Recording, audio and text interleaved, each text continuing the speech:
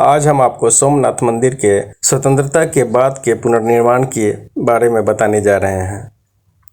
सौराष्ट्र के पूर्व राजा दिग्विजय सिंह ने 8 मई 1950 को मंदिर की आधारशिला रखी थी तथा 11 मई 1951 को भारत के प्रथम राष्ट्रपति डॉक्टर राजेंद्र प्रसाद ने मंदिर में ज्योतिर्लिंग स्थापित किया था। नवीन सोमनाथ मंदिर 1962 में पूर्ण निर्मित हो गया।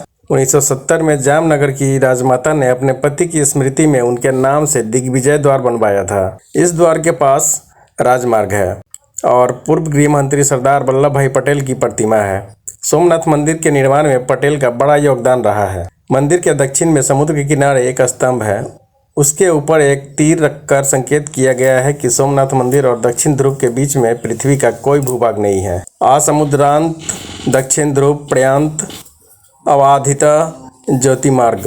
इस स्तंभ को बाण स्तंभ कहते हैं। मंदिर के पृष्ठभाग में स्थित प्राचीन मंदिर के विषय में मानता है कि यह पार्वती जी का मंदिर है। जवाहरलाल नेहरू ने सोमनाथ मंदिर के पुनर्निर्माण के प्रस्ताव का हिंदू पुनरुत्थानवाद कहकर विरोध भी किया। उस समय नेहरू से हुई बहस को कन्हैयालाल मुंशी ने अपनी पुस्तक पिलग्रिमेज टू फ्रीडम में दर्ज किया है।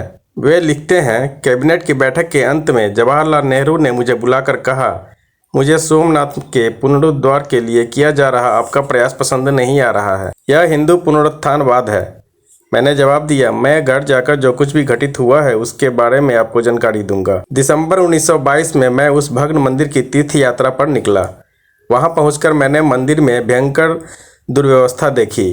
अपवित्र, जला हुआ और ध्वस्त, पर फिर भी वह दृढ़ खड़ा था, मानो हमारे साथ ही कई कृतज्ञता और अपमान को न भूलने का संदेश दे रहा हो। उस दिन सुबह जब मैंने पवित्र सभा मंडप की ओर कदम बढ़ाया तो मंदिर के खमरीभों के भग्नावशेषों और बिखरे पत्थरों को देखकर मेरे अंदर अपमान की जैसी अग्निशिखा प्रज्वलित हो उठी थी। मैं बता नहीं सकता। मुंशी आगे लिखते हैं, नवंबर 1947 के मध्य में सरदार प्रभास पाटन के दौरे पर थे, जहां उन्होंने मंदिर का दर्शन किया। एक सार्वजनिक सभा में सरदार ने घोषणा की, नए साल के शुभ अवसर पर हमने फैसला किया है कि सोमनाथ का पुनर्निर्माण करना चाहिए। सौराष्ट्र के लोगों को अपना सर्वश्रेष्ठ योगदान देना होगा। यह एक पवित्र कार्य है जिसमें सभी को भाग लेना चाहिए। कुछ लोगों ने प्राचीन मंदिर के भग्नावशेषों को प्राचीन स्मारक के रूप में संजो कर रखने का सुझाव दिया, जिसे मृत पत्थर जीवंत स्वरूप की तुलना में अधिक प्राणवान लगते थे।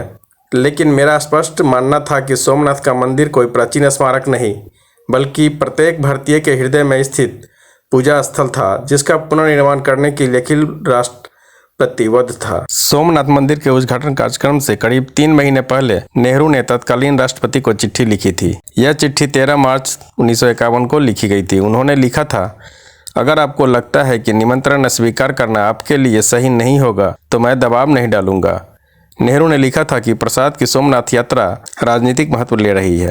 यह सरकारी कार्यक्रम नहीं है, लिहाजा उन्हें इसमें नहीं जाना चाहिए। दरअसल नेहरू नहीं चाहते थे कि राष्ट्रपति पद पर रहते हुए डॉक्टर राजेंद्र प्रसाद किसी धार्मिक कार्यक्रम का हिस्सा बने। नेहरू को लगता था कि इससे जनता में गलत मैसेज जा सकता है।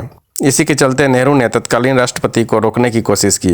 यह और बात है कि प्रसाद ने नेहरू की बात नहीं सुनी और सोमनाथ मंदिर के उद्घाटन कार्यक्रम में शामिल हुए। नेहरू की चिट्ठी के जवाब में डॉक्टर राजेंद्र प्रसाद ने भी पत्र लिखा।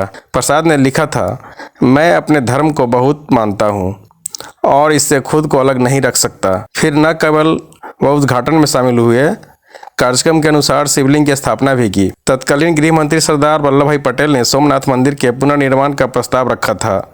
इसे लेकर उन्होंने महात्मा गांधी को पत्र लिखा। गांधी ने इस प्रस्ताव की सराहना भी की, लेकिन शर्त रखी थी, इसमें सरकारी धन खर्च नहीं होना चाहिए। पटेल ने इस शर्त का अक्षरशः पालन किया था।